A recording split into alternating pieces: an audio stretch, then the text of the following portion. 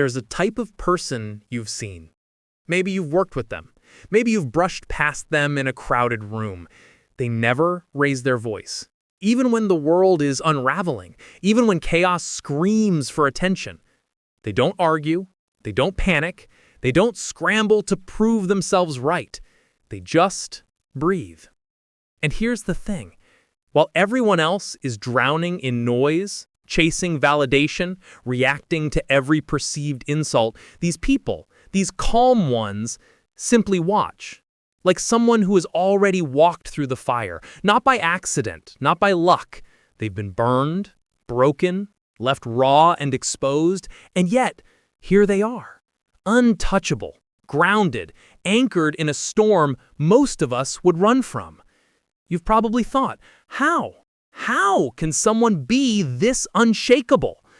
The answer is darker, deeper, and far more brutal than the self-help cliches you've been fed. Calmness isn't a gift. It isn't genetic. It's forged through betrayal, heartbreak, disappointment. Through nights where the world feels like it's laughing at you while you crawl home alone. It's the pain you never speak of, the kind that teaches you what matters and, more importantly, what doesn't. Think about it. The overthinkers, the control freaks, the ones who care too much, they all start the same way. Scrambling to fix everything, everyone, all the time. Pleasing, chasing, controlling. And every attempt crashes against the immovable truth. The world does not bend to your will. At some point, the calm person learns the same lesson you refuse to accept. You cannot control the ocean. But you can learn to surf it, not with power, but with presence, not with noise, but with restraint. Calmness isn't indifference, it's mastery, emotional mastery. And here's the twist that most people miss. Calm people aren't emotionless. They feel everything, anger, sadness, fear. They experience them, but they do not surrender to them. They have a pause. A sacred fraction of time between impulse and reaction. And in that space, they become free. Free from manipulation, free from chaos, free from the endless compulsion to prove themselves. That pause, scientists call it response flexibility, is the difference between a life spent reacting and a life spent choosing. The calm person hears the insult, and the urge to strike back rises, but they don't. The world screams, and the calm one simply listens. But let me ask you, how often do you pause? How often do you let the storm settle before making a move? Or do you leap, burning bridges, chasing validation, throwing energy into fights that will never honor it? Here's something even more unsettling. Calmness isn't always born of choice. Sometimes it's survival. It's armor. It's a shield built because life taught them early, reacting loudly doesn't save you. Being seen doesn't protect you. Staying composed does. And over time, that defense becomes power. Restraint becomes wisdom. Silence becomes influence. But even power comes with a shadow, because the calm person often carries storms inside that nobody sees. Private heartbreak, quiet desperation, unseen battles that shaped them. And that's the brutal truth. Serenity is forged in fire, not in perfection. Think about the patterns you chase in your relationships, the fights you start, the jealousies you feed, the emotional investments you pour into people who won't match them. Calm people see this. They see the trap of sunk cost. They understand opportunity cost on a level most of us ignore. They know that every emotional reaction is a currency, and giving it away recklessly is bankruptcy in disguise. And here's the paradox. The very people who appear most serene are often the most strategic, the most calculating, not in the manipulative sense, but in the evolutionary sense. They know which battles matter, which alliances serve, which energy drains them without return. They play the long game, not because they're cold, but because they've learned that life punishes impulsivity with heartbreak and regret. Here's a question to haunt you. If you continue reacting the way you always have, chasing every slight, every drama, every fleeting fear, what storm will finally break you? And when it does, will you have the inner calm to rise, or will you be consumed? Because that's the secret most people never realize. Calmness is not the absence of storms. It's the ability to exist inside them without surrender.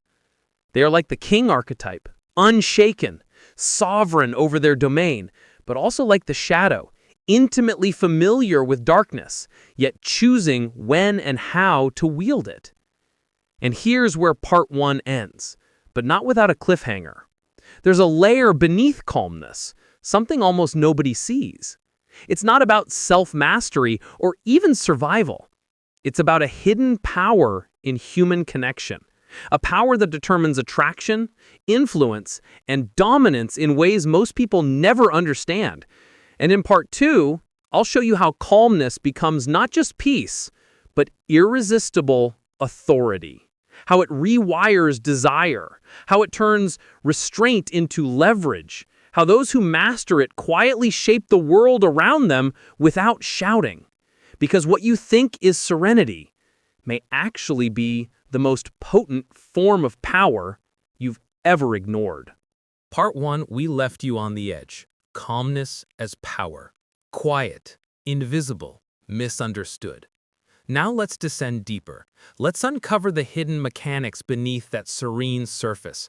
The ones that dictate who dominates relationships, who influences outcomes, who survives emotionally while others drown. Here's the first brutal truth.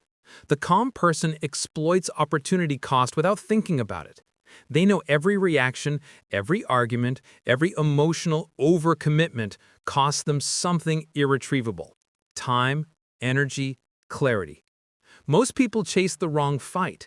They invest in drama because they fear being left behind, because ego whispers that not proving themselves is failure. Calm people, they know better. Consider the intersexual battlefield. Dating, attraction, relational dynamics. When a calm man sits quietly while others scramble for attention, he doesn't appear passive. He appears scarce, valuable, like a resource the world forgot to notice. That scarcity isn't fabricated. It's a side effect of discipline. And scarcity drives desire on a primal level. Evolutionary drives respond to restraint. Emotional withholding, measured presence, unshakable composure, it's a signal. I am not desperate. I am selective. I am rare. And women, and honestly most people, pick up on this unconsciously. They sense it in micro-expressions, in pauses, in energy that refuses to be hijacked by drama. They feel the difference between a man who reacts and a man who perceives, calculates, and chooses. And that difference translates directly into influence, into attraction, into authority. But it's more than influence. It's defense. Calmness shields them from being emotionally plundered. When everyone else is bleeding for approval, validation, attention, calm people conserve their energy. Their emotional economy is intact. They don't fall for manipulation. They don't trade worth for fleeting connection. They aren't naive. They are strategically compassionate. And here's where evolutionary psychology bites. Most humans operate on a scarcity of patience. They overvalue attention, undervalue self-restraint. Calm people invert that. They understand sunk cost. They refuse to continue investing in chaos, knowing the cost is far greater than the potential gain. Let's make it personal. Think about a relationship you poured yourself into. How often did you react to insecurity, jealousy, or miscommunication? How often did you chase someone's fleeting attention, convincing yourself that persistence was virtue? That persistence, my friend, is often the trap. You spend your energy, your time, your clarity, and for what? Calm people see this. They don't chase illusions. They observe. They decide. They either invest where the return aligns with their values, or they walk. And in that choice lies their power. This is where calmness becomes magnetic.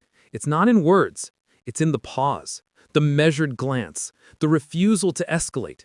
It's the subtle command, I will not give my power away, and you will notice. That's why people unconsciously bend toward calm authority. That's why in rooms full of noise, they are noticed, not because they shout, but because everyone else's noise fades in comparison. And yet, there's a paradox. Calmness is vulnerable. The more calm you become, the more responsibility falls on you. People project, test, push boundaries. Emotional predators smell restraint as opportunity. This is where the archetype of the shadow comes in. Calm people must navigate their own internal storms while decoding the external ones, seeing through deception, understanding motives, recognizing threats.